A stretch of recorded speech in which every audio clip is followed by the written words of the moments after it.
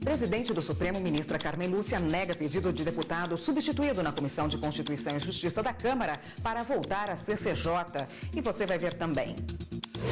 Reunião da CCJ começa na Câmara. Neste momento, parlamentares discutem o parecer do deputado Sérgio Sveiter sobre a denúncia da Procuradoria-Geral da República contra o presidente Michel Temer. Reforma trabalhista é aprovada no Senado e vai à sanção da Presidência da República. Ministério Público Federal em Brasília pede arquivamento de investigação contra o ex-presidente Luiz Inácio Lula da Silva, que apurava obstrução à Justiça. Ministério Público Federal defende manutenção da prisão do ex-ministro Henrique Alves, acusado de corrupção passiva e lavagem de dinheiro e ocultação de bens. E começa no Senado sabatina da indicada para o cargo de Procuradora-Geral da República, Raquel Dodge. Essas e outras notícias agora no Jornal da Justiça.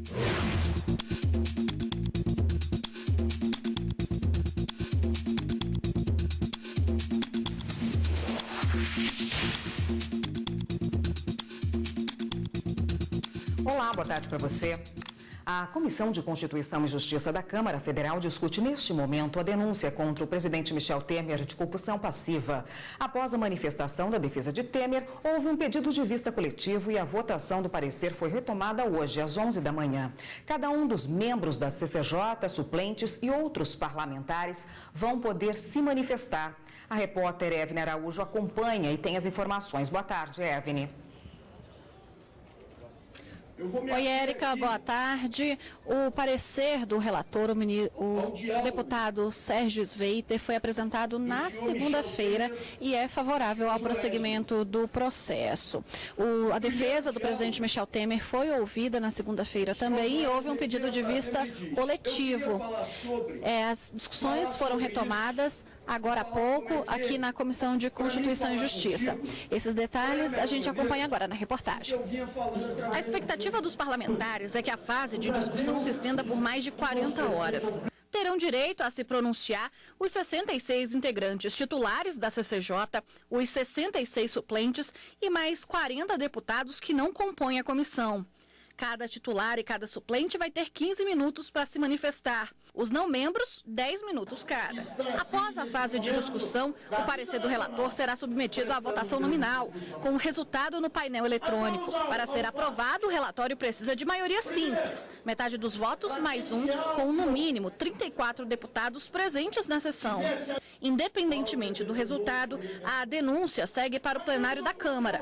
Para a admissibilidade, são necessários 342 votos dos 513 deputados, 2/3 do total. Nessa terça-feira, 9 parlamentares do PMDB apresentaram um parecer alternativo ao do deputado Sérgio Sveiter, recomendando que a Câmara não autorize o prosseguimento no Supremo Tribunal Federal da denúncia contra o presidente da República. Caso o relatório de Sveiter seja rejeitado, um desses pareceres pode ser utilizado como relatório final. Já o presidente da Câmara, Rodrigo Maia, encaminhou ao plenário a responsabilidade de decidir sobre um pedido do presidente da Comissão de Constituição e Justiça, Rodrigo Pacheco, para estender o prazo para o colegiado analisar a denúncia. O requerimento pede 3 sessões extras. E no Supremo Tribunal Federal, a presidente da Corte, ministra Carmen Lúcia, negou o pedido do deputado Valdir Oliveira de permanecer na CCJ. A ministra entendeu que não é da competência do Supremo a atribuição de processar e julgar. O presidente Michel Temer foi denunciado pelo Procurador-Geral da República, Rodrigo Janot, pelo crime de corrupção passiva, com base nas colaborações premiadas da JBS. Só que Michel Temer... Obrigada, Evne. O Senado Federal aprovou a reforma trabalhista. Ela prevê uma série de alterações na consolidação das leis do trabalho. A CLT em vigor desde 1943. Com a aprovação no Congresso, o projeto de lei segue agora para a sanção presidencial. A reforma trabalhista foi aprovada pelos senadores por maioria de votos. Está aprovado o projeto, ressalvadas as emendas e os destaques. Foram mais de 11 horas de discussões no plenário do Senado. Pelas novas regras aprovadas ontem, as férias podem ser divididas em até 3 períodos. Nenhum deles pode ser menor do que 5 dias corridos e um deve ser maior do que 14 dias. A jornada de trabalho pode ser negociada, observando os limites constitucionais. Intervalo para o almoço pode ser negociado, desde que tenha no mínimo 30 minutos para quem tem jornada de trabalho maior que 6 horas, caso esteja em convenção coletiva.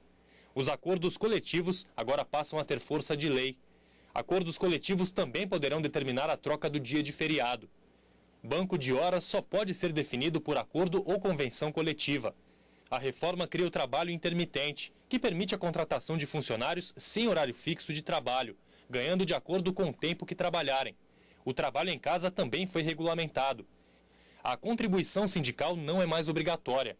Em caso do trabalhador efetivo ser demitido, ele só poderá ser recontratado como terceirizado 18 meses após a demissão. Parlamentares contrárias à reforma ocuparam por 6 horas a mesa diretora da Casa, para impedir a votação. O presidente do Senado, Eunício de Oliveira, tentou retomar as discussões sobre o projeto, mas não conseguiu. O sistema de som foi cortado e as luzes do plenário apagadas. As senadoras que ocupavam a mesa diretora eram contrárias à parte do texto, como a que trata do trabalho de grávidas e lactantes em ambientes insalubres.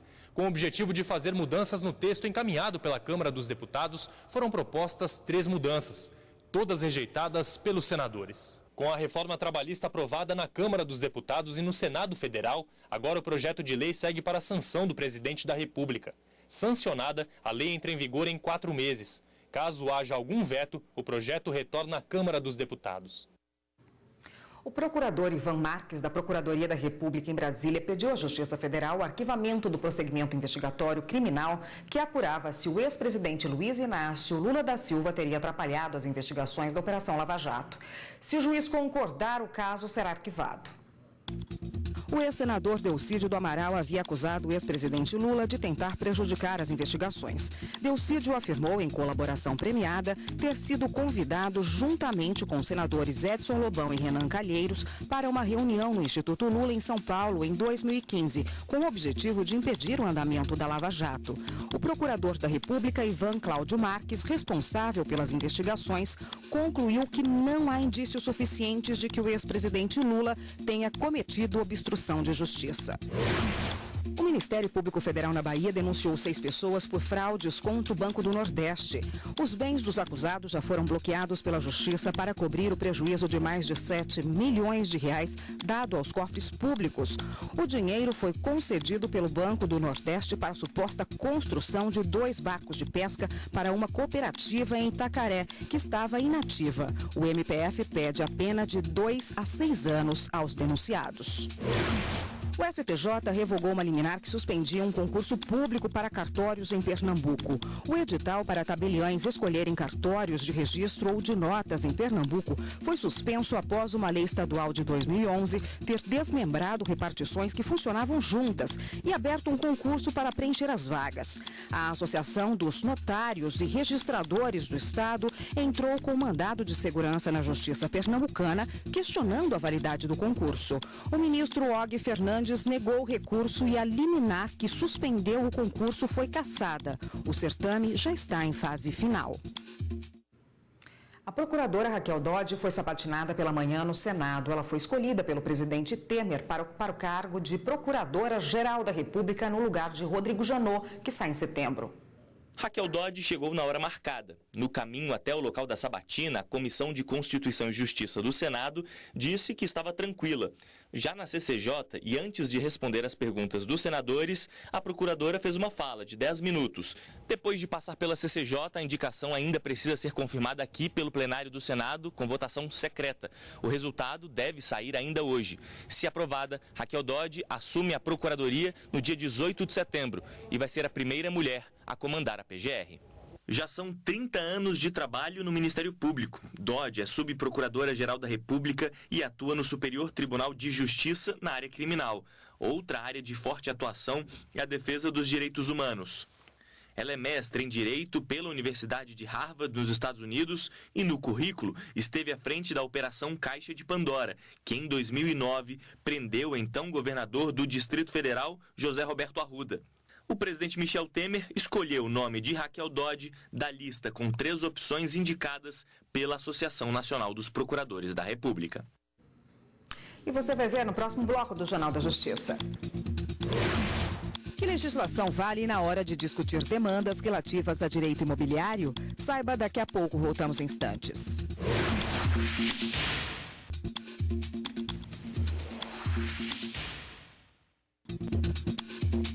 O Ministério Público Federal emitiu um parecer contrário à concessão de habeas corpus ao ex-ministro Henrique Eduardo Alves. Ele foi preso preventivamente em 6 de junho na Operação Sepsis, como garantia da ordem pública e por conveniência da instrução criminal. Acusado dos crimes de corrupção passiva e lavagem de dinheiro, ocultação de bens, ele teria se associado a Eduardo Cunha, Fábio Cleto, Lúcio Funaro e Alexandre Margotto, com o objetivo de obter vantagens indevidas na concessão de recursos do FGTS e das carteiras administradas do FGTS para diversas empresas. O Tribunal Superior do Trabalho condenou uma drogaria a pagar um adicional de insalubridade a uma gerente que aplicava injeções rotineiramente. A gerente disse no pedido inicial que desde que foi contratada pela drogaria Rosário, aplicava injeções rotineiramente, ficando exposta a agentes nocivos. Por isso, a trabalhadora pediu um adicional de insalubridade em grau máximo no valor de 40% do salário mínimo. Em defesa, a drogaria alegou que a trabalhadora nunca teria aplicado injeções e não teria ficado exposta a agentes insalubres durante as atividades. O Tribunal Regional do Trabalho da 10ª Região, que abrange Distrito Federal e Tocantins, condenou a empresa ao pagamento do adicional. A empregadora recorreu e o caso chegou ao TST. A 8ª turma do TST entendeu que não ficou demonstrado que a gerente aplicava injeções de forma rotineira, não tendo contato permanente com agentes infecto-contagiosos.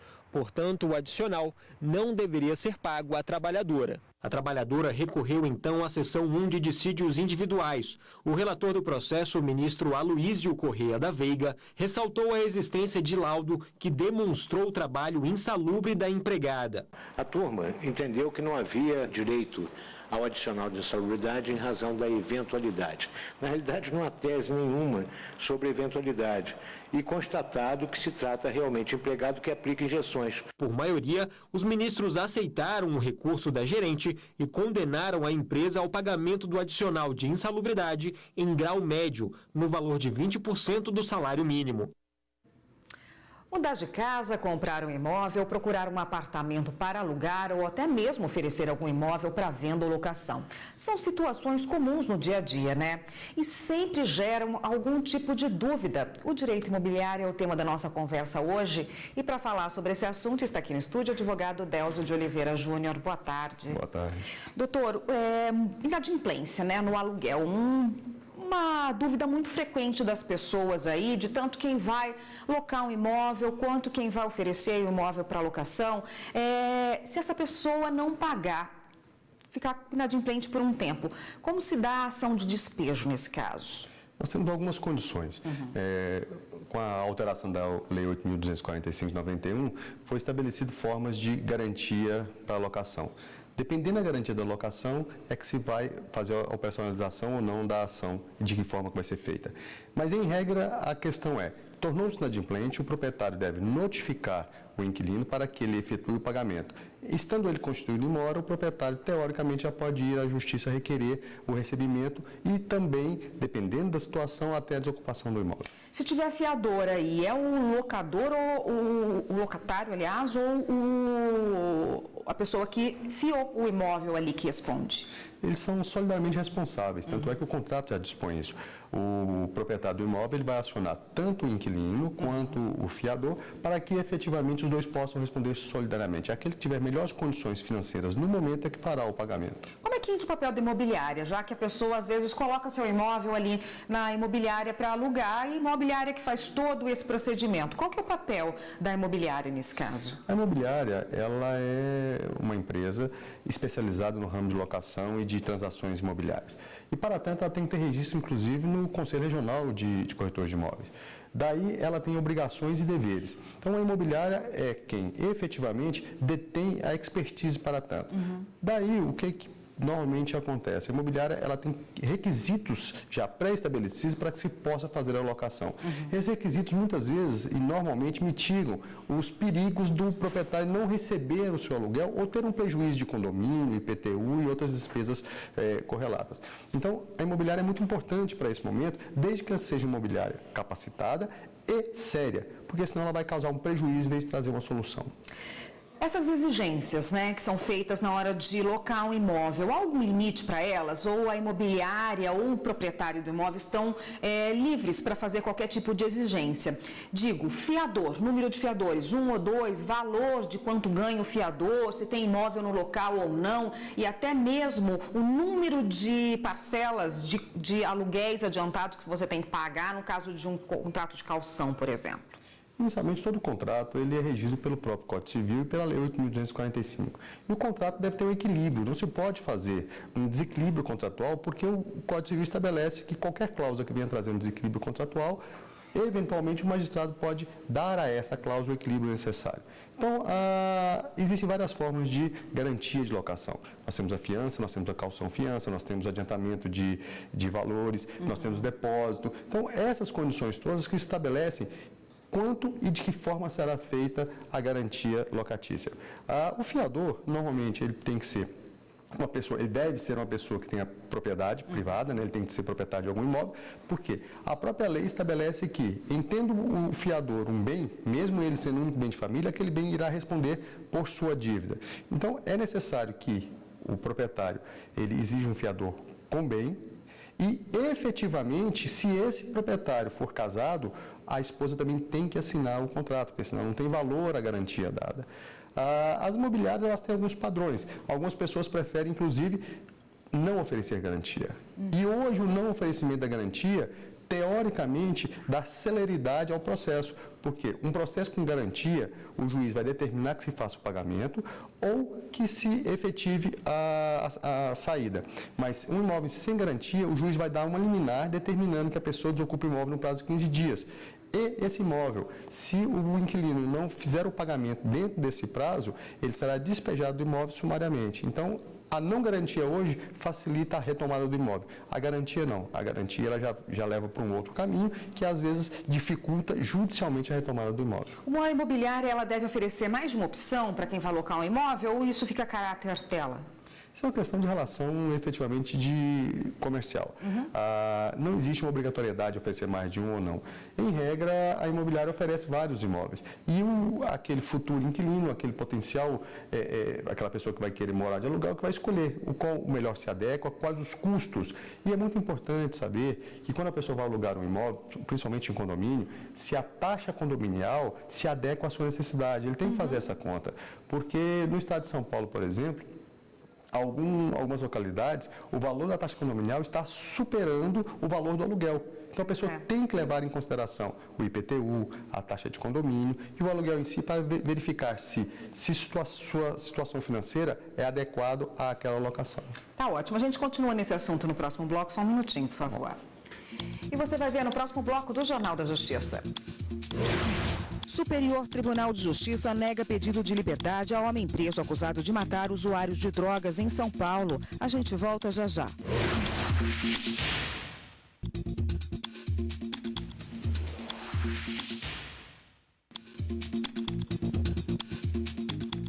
O Jornal da Justiça está de volta e voltamos a falar com o advogado Delcio Oliveira Júnior, que hoje conversa conosco a respeito das relações do direito imobiliário entre inquilino e quem aluga um imóvel, né? Doutor, por exemplo, a pessoa é fiadora de um imóvel. Ela pode querer sair no meio desse contrato, não se interessar mais por fiar aquele imóvel? Depende da situação. Por exemplo, se nós tivermos um casal que locou o imóvel para moradia própria dos dois, né? E no decorrer do contrato o casal se separou.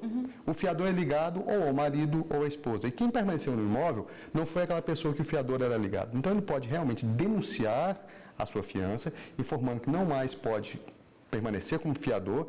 O cônjuge remanescente no imóvel, ele vai tentar notificar essa pessoa, para efetivamente, após isto, ele, quem permaneceu no imóvel, conseguir arrumar um novo fiador para substituir. E se ele não conseguir arrumar um novo fiador, o proprietário pode pedir, inclusive, a retomada do imóvel. Por quê? Porque houve uma flexibilização. Antes, não. Antes, a pessoa assinava o contrato como fiador e deveria permanecer até o final. Também teve uma mudança interessante com a alteração da 8.245, de que o fiador, até então, ele apresentava a fiança e o contrato perdia a validade e deixava de ser fiador. Hoje não. Hoje, enquanto a pessoa não desocupar o imóvel, ele continua na responsabilidade como fiador. Isso significa dizer o quê? Que o fiador tem muito mais responsabilidades hoje em dia, muito mais obrigações. E ele deve estar sempre diligente e vigilante para quem ele vai conceder a fiança e, efetivamente, até ser um parceiro e um aliado do proprietário para desocupar o imóvel mais rapidamente, porque é de seu interesse. Passar um ponto comercial, agora saindo da locação aí residencial, na locação comercial, é possível passar um ponto já alugado para uma outra pessoa? Isso vai depender da forma que o contrato foi firmado. Um contrato comercial, muitas vezes, ele tem o fundo de comércio, ele tem o ponto, ele tem uma série de situações que, em estando previsto no contrato, pode-se fazer. Mas, por exemplo, se o contrato tiver um impedimento explícito de sublocação, de passar aquele contrato para terceiros. Então, isso vai estar muito implícito a efetivamente o que aconteceu anteriormente ao início do contrato, ou seja, a pré-contratação. Se a pré-contratação estabelecer de alguma forma, efetivamente a pessoa vai ter o direito de passar o ponto. Se não, é uma discussão judicial que a jurisprudência não é pacífica sobre essa matéria. Ela não é pacífica porque é uma matéria muito controvertida e muitas vezes a pessoa construi um ponto de comércio e é muito valioso. E na hora de repassar, o proprietário não permite e cria-se um atrito. Falando aí agora na relação condominial, né, nos condomínios, houve um entendimento recente aí que mudou o entendimento em relação à substituição de síndico, destituição de síndico, não é? Sim, o Código Civil, no artigo 1349, ele estabelece que a Assembleia poderá, por sua maioria, destituir o síndico que cometer alguma irregularidade, não prestar contas ou administrar inconvenientemente. E sendo assim, os tribunais vinham decidindo de formas diferentes, cada tribunal de uma maneira.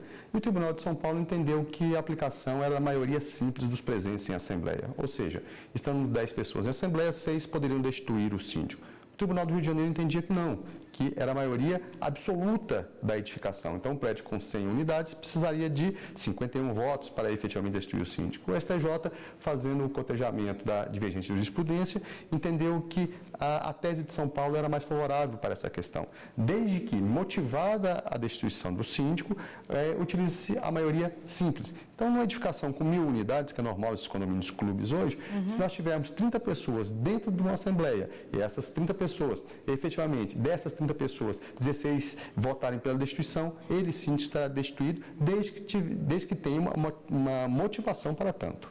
Tá ótimo, doutor. Obrigada pela participação. Eu conversei com Delcio Oliveira Júnior, que é advogado, conversou com a gente a respeito de direito imobiliário.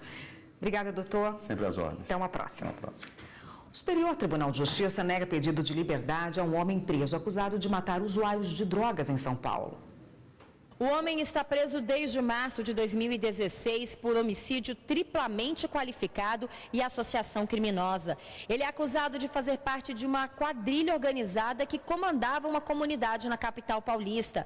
De acordo com a denúncia, o grupo assassinava dependentes químicos que circulavam pelo local e cometiam pequenos furtos para a compra de drogas, o que, segundo eles, incomodava os moradores da região.